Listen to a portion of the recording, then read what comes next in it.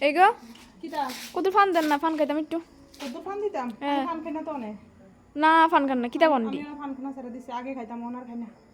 কে রে খান না কি রে মা গো অনেক ফান খানা ছেড়ে দিছিস নি ওলা বউ আছে না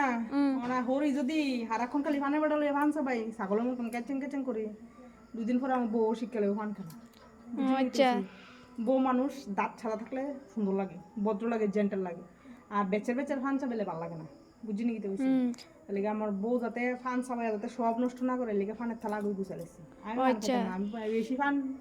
খাইতে ইচ্ছা করলে তো বাজার থেকে কুকুর খাই আমি তো বাইক ফানের বড় বানাইতাম না তো আচ্ছা আর কিতা চাচ্ছেন বলি কে বলে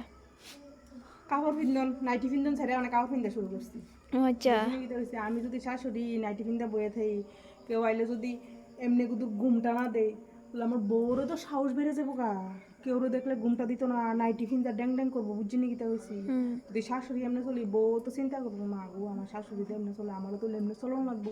বুঝছি নাকি তা হয়েছে আর নাহলে ওখানে যে জমানা করছে শার্ট প্যান্ট ছাড়া তো তারা স্মার্ট হইও না আর তারা শার্ট প্যান্ট পরলেই বলে তারা স্মার্ট